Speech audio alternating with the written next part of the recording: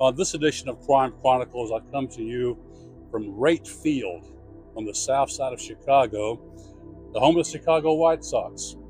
I'm taking in a game between the White Sox and the visiting Minnesota Twins. On this edition, we go back to 1919, talk about a not-so-glorious time in baseball history. It was a year that the White Sox threw the World Series to the Cincinnati Reds.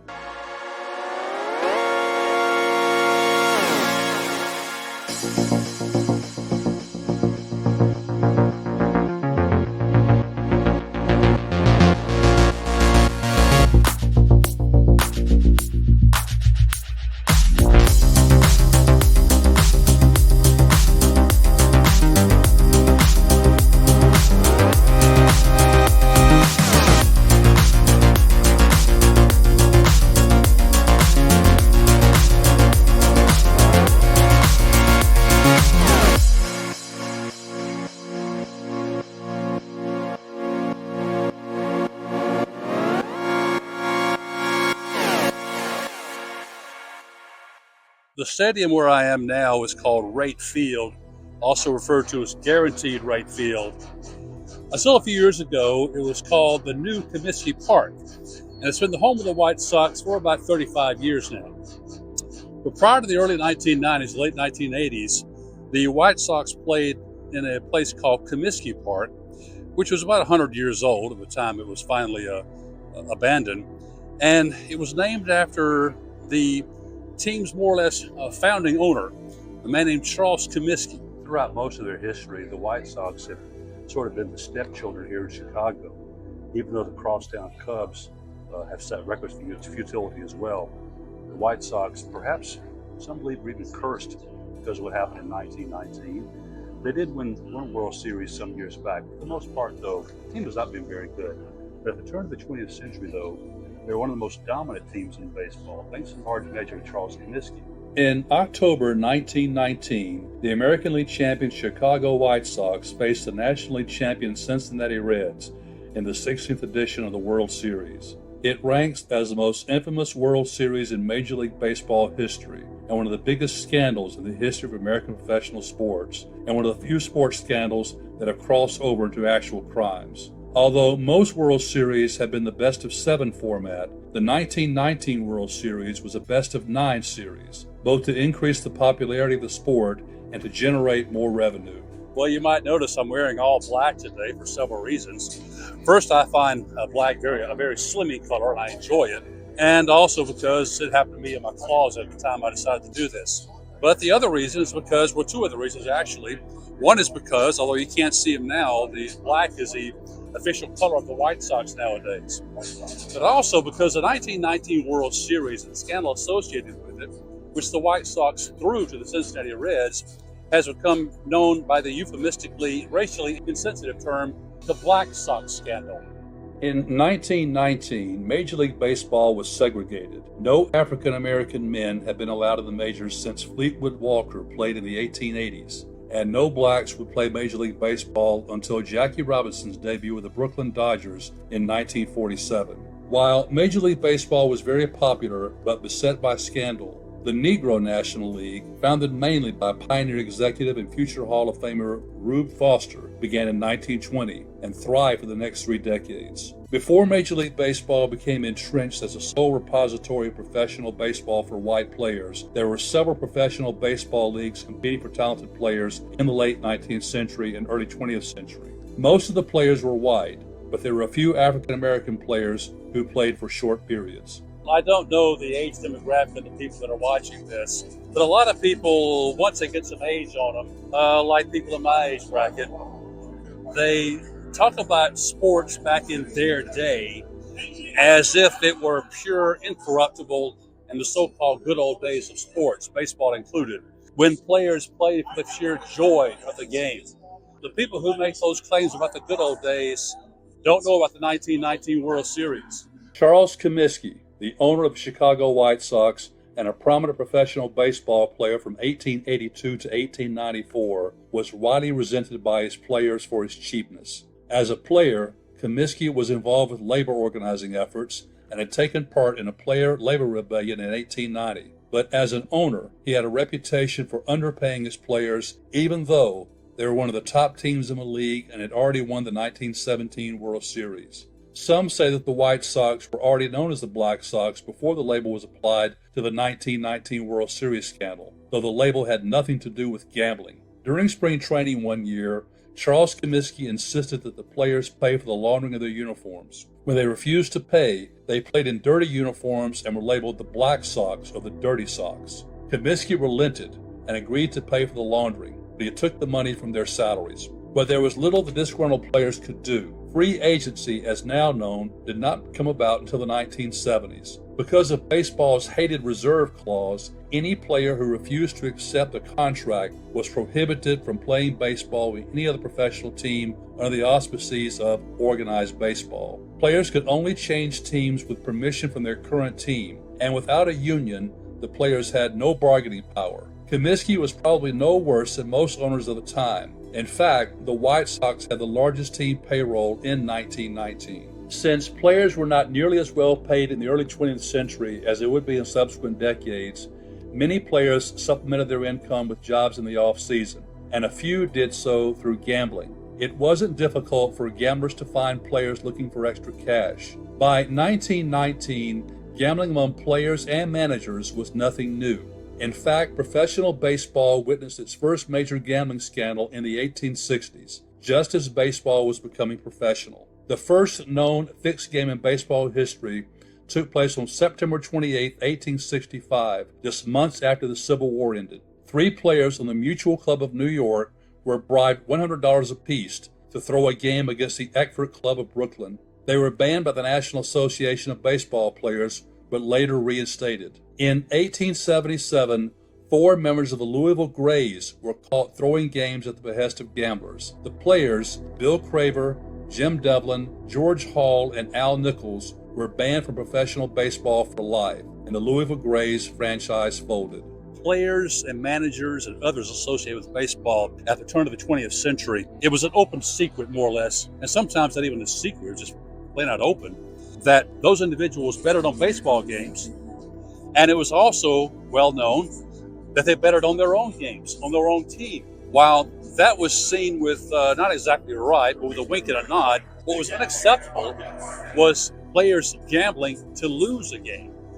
But that went on as well. Although the leagues enacted stricter policies on gambling after the Louisville scandal, gambling among players and managers thrived under the radar for the next several decades. Team executives, with the help of complicit sports writers, kept gambling under wraps, especially in cases where players either bet on other teams or betted on their own team to win. Just as sophisticated gambling apps do today, gamblers back in that era would not only vote on the outcome of a game, they would vote on whether a guy was going to steal a base, or whether a batter was going to get a hit, or how many errors might be made, that type of thing. Except there was no sophistication. Gamblers would simply gather at a certain point just inside or outside the ballpark and make their bets that way.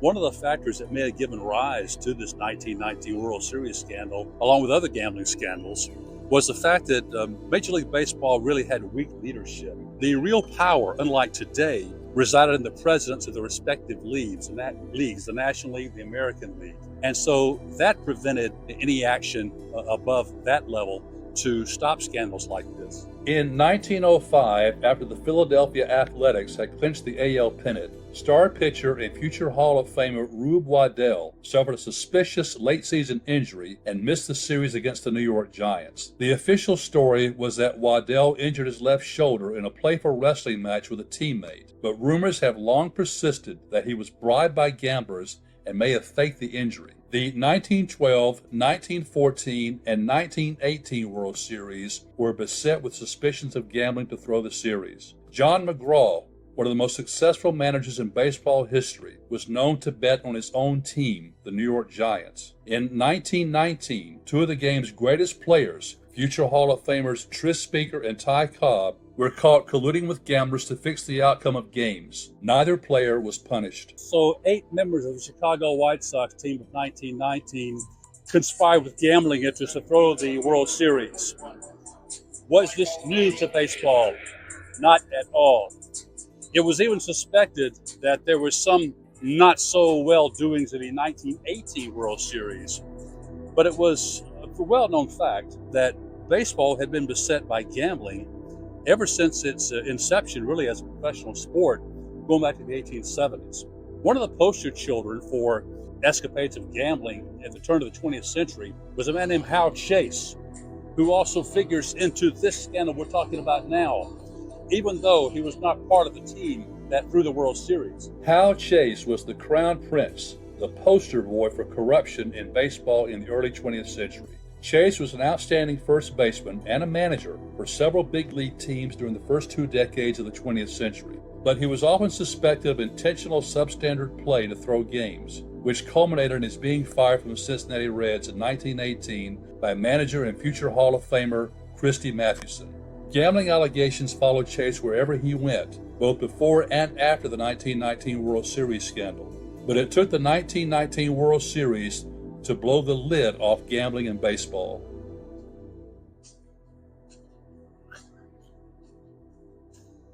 Well, who were the 8 players involved in the 1919 World Series, throwing of the 1919 World Series?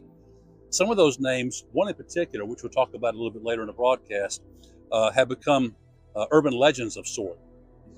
But what about the players who were not involved in throwing the World Series? After all, there are only 8 players that conspired to do this. 2 of the most sort of outspoken and well-known players that were not involved in the scandal were second baseman Eddie Collins, who was a future Hall of Famer at the time, and a catcher named Ray Shaw. The Chicago White Sox clubhouse was divided into 2 factions. The 2 factions rarely spoke to each other on or off the field. The only thing they had in common was resentment of Charles Comiskey. One group included the more straight-laced players, later called the Clean Sox, including the 2 just mentioned, that being future Hall of Fame second baseman and Ivy League graduate Eddie Collins, whom the other infielders refused to throw to during warm-ups, and catcher Ray Shaw.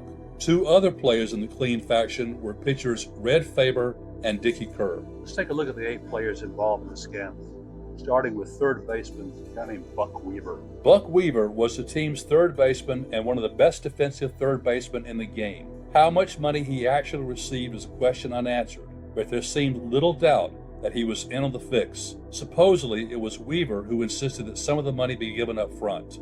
I think even the most casual baseball fan would recognize that if a pitcher is not on board with throwing the game, it's probably not going to happen. In this case, the White Sox had 2 pitchers who were up to the neck in the scandal.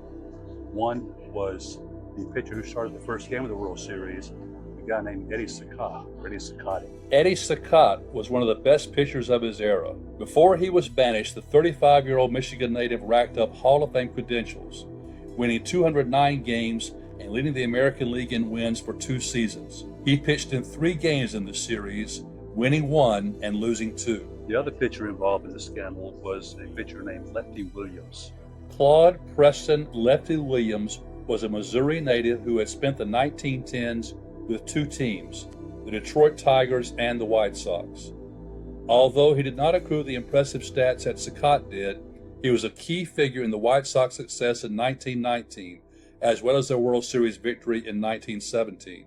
The Gang of 8 also included first baseman Chick Gandil, shortstop Swede Risberg, outfielder Happy Felsch, backup infielder Fred McMullen, and one of the greatest hitters in baseball history, South Carolina native Joseph Jefferson Jackson, who acquired the nickname Shoeless Joe when he was once seen playing in his bare feet when new shoes were too tight. Jackson could neither read nor write, but he could hit. He used a 48-ounce bat called Black Betsy, so called because it was coated with several layers of his own tobacco juice. Ty Cobb, the greatest player of the dead ball era of the early 20th century, called Jackson the greatest natural hitter he ever saw. One player said, "Blindfold me.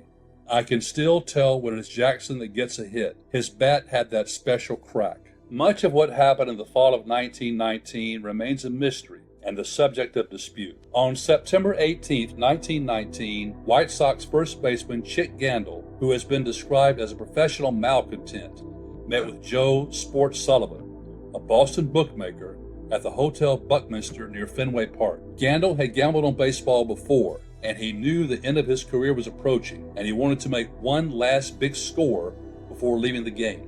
Scandal and Sullivan discussed plans to throw their upcoming series with the Cincinnati Reds. The exact amount discussed is unknown, but was believed to be about $80,000, which is about $1.4 million today. 2 days later, a meeting of White Sox players, including those committed to going ahead and those just ready to listen, took place in Scandal's room at the Ansonia Hotel in New York City. Third baseman Buck Weaver was the only player to attend the meetings who did not receive money. Nevertheless, he was later banned along with the others for knowing about the fix but not reporting it. Although he hardly played in the series, utility infielder Fred McMullen heard about the fix and threatened to report the others unless he was in on the payoff. By coincidence, McMullen was a former teammate of William Sleepy Bill Burns, a gambler who had a minor role in the fix. Shoeless Joe Jackson was mentioned as a participant, but did not attend the meetings. Although his involvement has been the subject of debate by romantic revisionist historians, and he has been the object of pity over the decades, the truth is that Jackson was fully involved in the scandal and very aware of what he was doing. The scheme got an unexpected boost when pitcher Red Faber, who was not part of the conspiracy, could not pitch in the opening game due to getting sick with the flu. Years later, catcher and fellow non-conspirator Ray Schalk said the fix would not have happened if Faber had been available. According to Schalk, since Faber was the ace of the staff, he would almost certainly have gotten starts that went instead to two of the alleged conspirators, Eddie Saccott and Lefty Williams.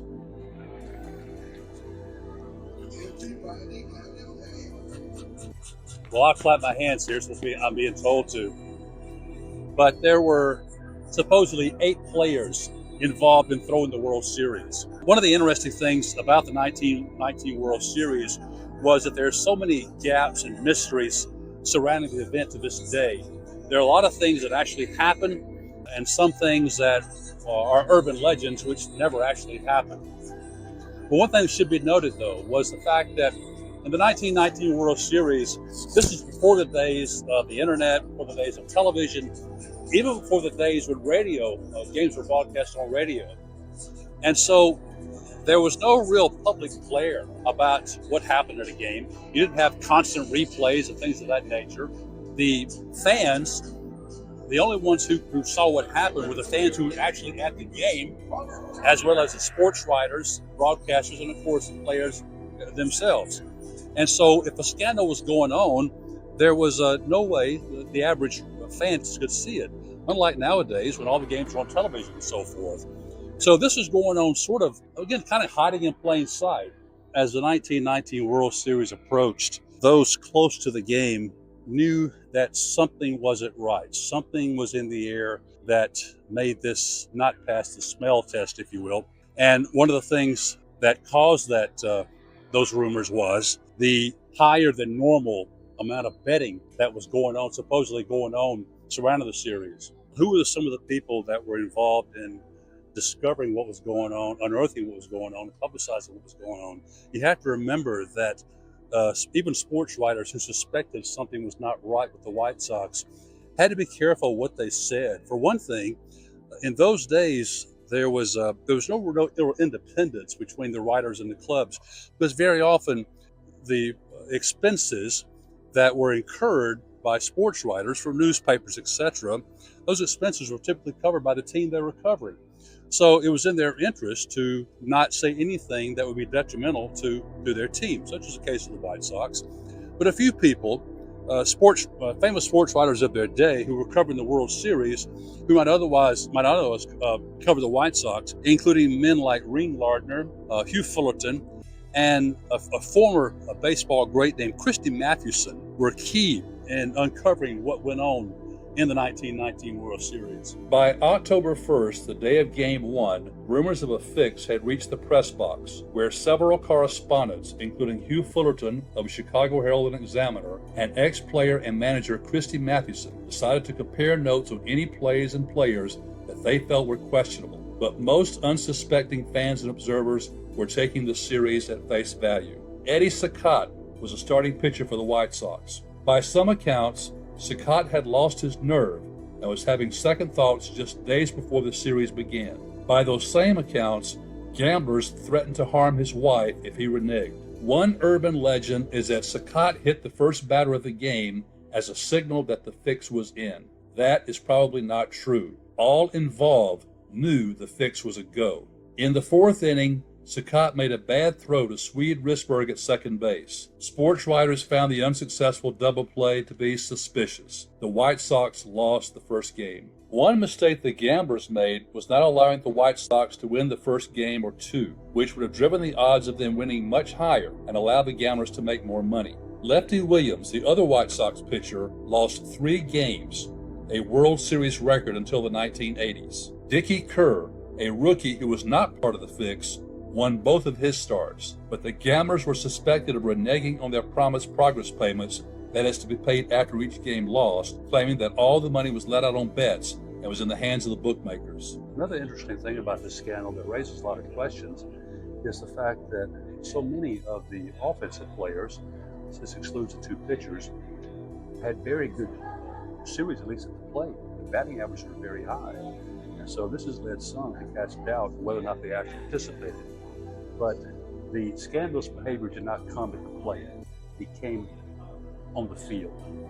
By this time, many baseball insiders were certain that all was not on the up and up with the White Sox. While traveling with the team by railroad car, sports writer Ring Lardner, one of the journalists who doggedly pursued the scandal, intentionally irritated and provoked the Sox players, walking by the conspirators and singing, "I'm forever blowing ball games, pretty ball games in the air." By some accounts, after Game 5, angry about the non-payment of promised money, the players involved in the fix attempted to double-cross the gamblers and then won Games 6 and 7 of the best-of-9 series. But Lefty Williams started Game 8 and gave up 4 straight one-out hits for 3 runs before manager Kid Gleason relieved him. During the Sox' poor play, Gleason is reported to have been confused about his team, saying, "The bunch I have now couldn't beat a high school team." The White Sox lost Game 8 and the series on October 9, 1919. Besides Buck Weaver, the players involved in the scandal supposedly received $5,000 each, that's about $91,000 today, with Chet Gandil taking $35,000 or about $635,000 today. But none of those figures are certain. While rumors of a fix floated around baseball circles for the next several months after the series ended, it was not until September the following year that a Cook County grand jury convened to investigate. Eddie Sakat confessed to the grand jury on September 28th. The other conspirators were named as well, and some, including Shoeless Joe Jackson, confessed as well. As the 1920 season was ending and the White Sox were battling the Cleveland Indians for the pennant, White Sox owner Charles Comiskey felt he had no choice but to suspend the 7 players who were still on the team. One of the conspirators, the ringleader, Chet Gandil, had left the White Sox and was playing semi-pro ball in California. You know what's interesting? How many worldwide scandals or events or even wars or political rivalries are purely the pure motivator is the fact that 2 or 3 people just personally don't like each other, not for any ideological reasons or anything like that. That was partly the case here with the 1919 World Series. Charles Comiskey, the owner of the White Sox, a former player himself, and now by then characterized as one of the league's most parsimonious, that means cheap owners, who was not kind to his players at all, by the way. At one time, he and American League President Van Johnson were very fast friends. And it's unclear exactly where the falling out how it came about, but it really happened. And had it not been for the rivalry between these 2 men, the personal rivalry, chances are this scandal may have never been discovered. Had Charles Comiskey had his way, the scandal might have ended there, seen as an internal team matter that he resolved himself by suspending his players. But American League President Van Johnson hated Charles Comiskey and was determined to expose him to as much ridicule and strip him of as much power as possible, even though doing so would result in Johnson having to relinquish some of his own power in the end. Along with determined sports writers like Hugh Fullerton, Ring Lardner, and some private detective work, the hunt was on. So little by little, the scandal was made public, and the 8 men who were accused of throwing the World Series were indicted by a grand jury here in Cook County and put on trial. One of the questions that's begged by looking at this is, what crime, if any, was actually committed here? On October 22nd, 1920, just over 1 year after the 1919 World Series ended, A Cook County grand jury led by prosecutor Charles Gorman indicted 8 White Sox players and 5 gamblers. The indictments included 9 counts of conspiracy to defraud Charles Comiskey and their fellow teammates. More specifically, outfielder Shane Collins, as losing the series cost him and the other White Sox players the bonuses they would have gotten for winning the World Series. Sports gambling itself was not expressly prohibited under Illinois law. On November 12, 1920, Judge Kennesaw Mountain Landis assumed the duties of commissioner, at first holding on to his job as a federal district court judge while serving as commissioner. In addition to being friendly toward baseball owners, Judge Landis, who is named after the Civil War battlefield where his father had lost his leg, was known more for his theatrics than as a distinguished jurist. Landis's rulings were frequently overturned. He once hauled billionaire and robber baron John D. Rockefeller into court, a stunt that attracted a media frenzy. Landis levied a huge fine against Rockefeller and Standard Oil, but the fine was overturned on appeal. Once, when he sentenced an elderly man to a long prison term, the defendant implored Judge Landis, "Your Honor, I'm 72 years old. I won't live that long." Landis replied, "Well, do the best you can." The initial proposal was that Judge Landis chair a 3-man commission to run baseball, but he insisted that he and he alone serve as commissioner, with no checks or balances on his power. One of his first actions was to place the 8 indicted White Sox players on the ineligible list, suspending them from playing in the 1921 season, pending the outcome of the case against them. The case took a bizarre twist reflective of the sleazy nature of those involved. Before the trial, key evidence went missing from the Cook County Courthouse, including the signed confessions of Eddie Saccott and Shoeless Joe Jackson, who subsequently recanted their confessions. Some years later, the missing confessions reappeared in the possession of Charles Comiskey's lawyer. On July 1, 1921, the prosecution announced that gambler Sleepy Bill Burns, who was under indictment for his part in the scandal, had turned state's evidence and would testify. During jury selection on July 11th, several members of the White Sox team, including manager Kid Gleason, visited the courthouse, chatting and shaking hands with the indicted ex-players. The courtroom was packed with journalists and baseball fans, including children, eager to see their heroes close up. The players were caught on camera, usually smiling and laughing. The lighthearted atmosphere and nonchalant attitude of the players was further demonstrated when they were seen publicly tickling Buck Weaver. Jury selection took several days, but on July 15th, 12 jurors were finally impaneled in the case. Trial testimony began on July 18th, 1921. While the players were still popular with many Chicagoans, White Sox owner Charles Comiskey was not. He was called to the stand and at one point became so angry at defense attorney Ben Short that he rose from the witness chair and shook his fist. In addition to the players involved in this scandal that threw the World Series, who were some other colorful personalities associated with it? The most well-known figure outside of baseball that had a hand in this was one of the most notorious gangsters of his era, a man named Arnold "the Brain" Rothstein.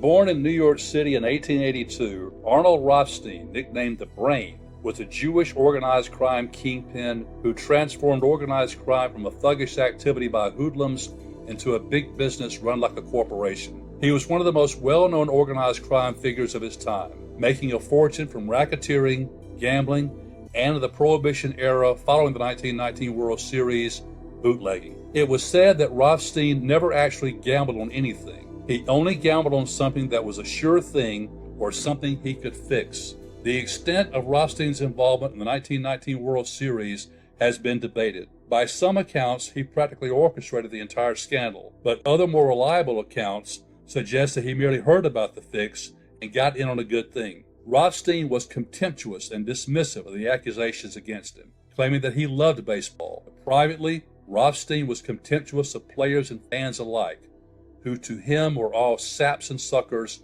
ripe for the picking. The most explosive testimony came on July 19th, when Sleepy Bill Burns admitted that members of the White Sox had intentionally fixed the 1919 World Series. Burns mentioned the involvement of Arnold Rothstein, among others, and testified that Eddie Saccott had threatened to throw the ball clear out of the park if needed to lose a game. After additional testimony and evidence, On July 28th, the defense rested, and the case went to the jury. The jury deliberated for less than 3 hours before returning verdicts of not guilty on all charges for all of the accused players. There were several factors that led to the acquittals. One was Eddie Saccott and Joe Jackson's missing confessions. 2, the Chicago public was simply enamored with their baseball heroes. 3rd, there was an undercurrent of ethnic prejudice against some of the gamblers associated with the scandal. And the defense succeeded in portraying the White Sox players as victims, innocent, naive, gullible small-town boys.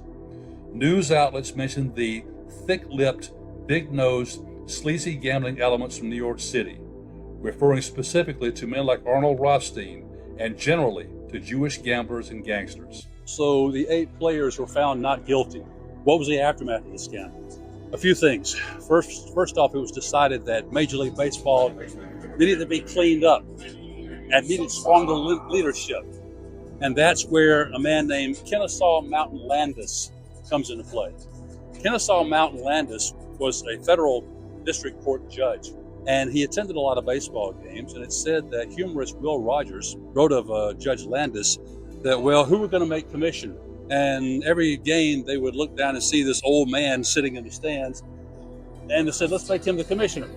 The owners of the baseball teams were thrilled with this choice because Landis had a friendly relationship with them that went back to some of his court rulings that were in their favor.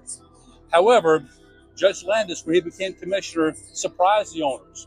He ruled the game as an absolute autocrat, and one of his first actions was to take action against the 8 players who had thrown the World Series, even though they were acquitted at trial. Commissioner Landis, who as a judge understood that an acquittal is far different from proof of innocence, was unimpressed with the not guilty verdict. On August 3, 1921, just after the acquittals, Landis issued his own verdict. Regardless of the verdict of juries, no player who throws a ball game, no player who undertakes or promises to throw a ball game, no player who sits in confidence with a bunch of crooked ball players and gamblers where the ways and means of throwing a game are discussed and does not promptly tell his club about it will ever play professional baseball.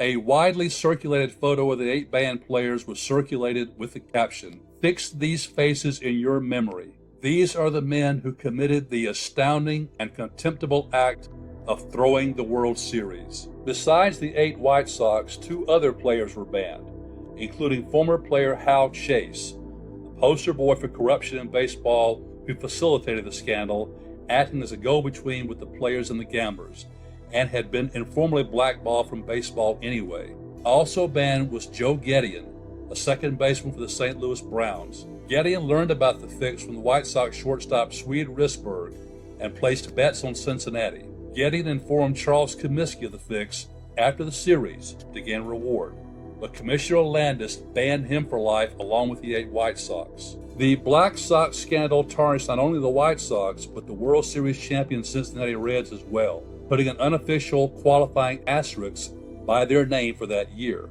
While the White Sox were heavy favorites, the Reds players argued that they would have beaten the White Sox anyway, fix or no fix. The Reds' argument is rebutted by the fact that their 5 victories came against 2 of the crooked pitchers, Lefty Williams and Eddie Saccott, and 2 of their 3 losses came against one of the honest pitchers, Dickie Kerr. We will never know for sure. I'm in the club level of Gate Field, and one of the great things about sitting here, in addition to the fact that compared to tickets in a lot of other stadiums, pretty inexpensive really, particularly depending on who the opposition is and so forth. But the great thing is that you can see behind me, you can see the exhibits that are tributes to some of the White Sox players that have been with this storied franchise for over a century. And interestingly enough, even though the 1919 World Series was associated with the Great Scandal, there are exhibits honoring some of the players of that team. Well, there's another person who figured prominently in this, even though he was not one of the people who participated in the scandal of throwing the World Series, was the team's owner, Charles Comiskey, and he is honored here as well. Charles Comiskey maintained ownership of the White Sox until his death in 1931. He was one of the earliest inductees into the Baseball Hall of Fame, being inducted posthumously in 1939. His legacy among baseball historians is mixed. Arnold "Chick" Gandil, the first baseman and ringleader, in a 1956 Sports Illustrated article, expressed remorse for the scheme. Still, he wrote that the players had abandoned the scheme when it became apparent that they would be watched closely. According to Gandil, the players' numerous errors resulted from fear of being watched, but he conceded that the players deserved to be banned just for talking to the gamblers. Gandil lived in California and worked as a plumber. He died in 1970. Eddie Saccott, the pitcher who confessed to the grand jury and later recanted, moved to Michigan, where he worked for Ford Motor Company and as a farmer and a game warden until his death in 1969. Center fielder Oscar "Happy" Felsch played amateur and semi-pro ball in Montana and Canada for 15 years before working as a grocer and bartender in Milwaukee. Felsch died in 1964. As for Fred McMullen, his role as team scout may have made more impact on the fix since he saw minimal playing time in the series. He never spoke publicly about the scandal and worked in law enforcement and as a process server in California. He died in 1952. Shortstop Charles "Swede" Risberg was Gandil's assistant and the muscle of the playing group. He went 2 for 25 at the plate and committed 4 errors in the series. After the ban, he continued playing semi-pro ball. He worked in a variety of jobs, eventually having to have his leg amputated from a baseball wound that never healed. He died in 1975. George "Buck" Weaver, third baseman. In an interview in 1956, Gandil said that it was Weaver's idea to get the money up front from the gamblers. Landis banished Weaver on this basis, stating men associating with crooks and gamblers could expect no leniency. Weaver and Joe Jackson successfully sued Charles Comiskey for their 1921 salaries, but the presiding judge set the verdict aside. In 1922, Weaver unsuccessfully applied for reinstatement. Like Jackson, he continued to profess his innocence to successful baseball commissioners to no effect. He unsuccessfully applied for reinstatement several more times. He died in 1956. Pitcher Claude "Lefty" Williams went 0 for 3 with a disastrous 6.63 ERA for the series. Only one other pitcher in baseball history, reliever George Frazier of the 1981 New York Yankees, has ever lost 3 games in one World Series. Williams died in 1959 after years of alcohol abuse. Shoeless Joe Jackson, the star outfielder and one of the best hitters in the game, confessed in sworn grand jury testimony to having accepted $5,000 in cash from the gamblers. It was also Jackson's sworn testimony that he never met or spoke to any of the gamblers and was only told about the fix through conversations with other Sox players. The other participants informed Jackson that he would receive $20,000 cash divided in equal payments after each loss. Jackson testified that he played to win the entire series and did nothing on the field to throw any of the games in any way. His roommate, pitcher Lefty Williams, brought $5,000 cash to their hotel room after losing Game 4 and threw it down as they were packing to travel to Cincinnati. This was the only money that Jackson received at any time. When his wife heard of the scheme, she told Joe Jackson it was an awful thing to do. The extent of Jackson's part in the scheme remains controversial. He had a series-leading .375 batting average, including the series' only home run in an era when home runs were rare. He threw out 5 base runners and handled 30 chances in the outfield with no errors. One play has been subjected to scrutiny. In the 5th inning of Game 4, with a Cincinnati player on second, Jackson fielded a single hit to left field and threw home, which was cut off by Saccott. Gandil, another leader of the fix, later admitted to yelling at Saccott to intercept the throw. The run scored and the Sox lost 2-0. Saccott, whose guilt is undisputed, made 2 errors in that 5th inning alone. But by some accounts, Jackson, while not actually committing errors, slowed up on balls that he could have caught. To revisionist historians and filmmakers, Jackson has become a tragic figure, a simple man who could not comprehend what he was involved in. While it is true that Jackson was illiterate and had practically no formal education, he was not the simple, ignorant rube often portrayed. Jackson admitted his guilt, but simply beat the rap. In later years, Jackson parsed words like an artful politician, saying, "When I walked out of Judge Deaver's courtroom in Chicago in 1921, I turned my back completely on the World Series of 1919. the Chicago White Sox, and the major leagues. I had been acquitted by a 12-man jury in a civil court of all charges, and I was an innocent man in the records. It was as if he had never confessed to the grand jury and to his wife, who witnessed the money being delivered to him. One of the most famous statements that stemmed from the scandal, one that is probably apocryphal and didn't really happen, was of a little boy who, having learned of the scandal, innocently said to Jackson, "Say it ain't so, Joe." Sad footnote to some of the players involved in this scandal, particularly Shoeless Joe Jackson. After he was banned from baseball, he returned to his home, Greenville, South Carolina, and supposedly played what was called outlaw baseball under pseudonyms or aliases for several years before he retired and ran a liquor store in his hometown in Greenville, South Carolina. Once, by pure chance, one of his old rivals on the field, a player named Ty Cobb, one of the greatest players to ever play the game, by coincidence happened to walk into Jackson's liquor store. At first, Jackson did not seem to recognize the phenomenal baseball talent known as the Georgia Peach. Cobb said to Jackson, "Don't you know me, Joe?" Jackson replied, "Sure, I know you, Ty. I just didn't think anybody up there would want to know me." Jackson died in 1951. Arnold Rothstein died a death befitting the mobster and gambler he was. In New York City in November 1928, Rothstein was shot, reportedly after refusing to pay a gambling debt. Even on his deathbed, he refused to name his assailant. No one was convicted of his murder.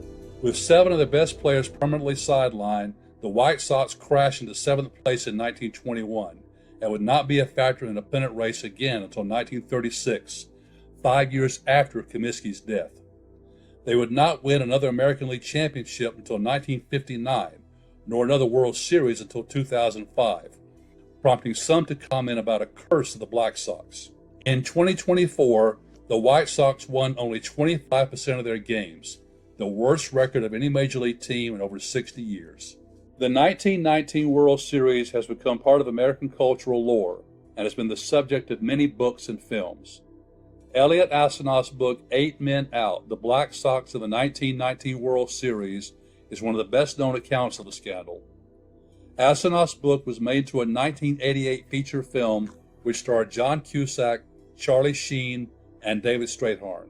In F. Scott Fitzgerald's novel The Great Gatsby, a minor character named Maya Wolfsheim was said to have helped the Black Sox scandal, though this is purely fictional. The character was based on Arnold Rothstein. W.P. Kinsella's novel Shoeless Joe is a story of an Iowa farmer named Ray Kinsella who builds a baseball field in the cornfield after hearing a mysterious voice. The novel was adapted to the 1989 hit film Field of Dreams. In the film, Kevin Costner, who portrays Ray Kinsella, promotes the myth that Shoeless Joe was innocent. Shoeless Joe Jackson, portrayed by Ray Liotta, plays a central role in inspiring Ray Kinsella to reconcile with his deceased father. "If you build it, they will come," is a quote often associated with Field of Dreams. Bernard Malamud's 1952 novel The Natural and his 1984 film adaptation with Robert Redford were inspired significantly by the 1919 scandal. In the 1974 film The Godfather Part 2, the fictional gangster Hyman Roth, based on real-life gangster Meyer Lansky, alludes to the scandal when he says, "I've loved baseball ever since Arnold Rothstein fixed the World Series in 1919. The scandal is also part of the plot in several episodes of the TV series Boardwalk Empire. Well, one of the things that motivated me to do this particular topic for our podcast is not only because I have some connections here in Chicago that I come visit every so often, and I love the city, by the way, but also because anyone knows that in recent years, a strange thing, at least I think it's a strange thing, has happened in the world of sports, and that's the proliferation of legalized gambling. And Major League Sports, baseball included, more or less sanctioning, not more or less, but actually sanctioning, getting involved with legalized gambling apps and websites and things of that nature. And for so many years, for say 100 years plus, Major League Baseball and other sports as well have done their best to distance themselves from gambling operations, and now they're pretty much in bed with it. On May 13, 2025, Major League Baseball Commissioner Rob Manfred reinstated the Black Sox, along with several other deceased players, most notably Pete Rose, baseball's career hits leader who was banned for gambling while serving as manager of the Cincinnati Reds in the 1980s. Pete Rose passed away on September 30th, 2024. The reinstatement made Rose and the other banned players, including the two best from that group, Joe Jackson and Eddie Saccott, eligible for posthumous Hall of Fame induction.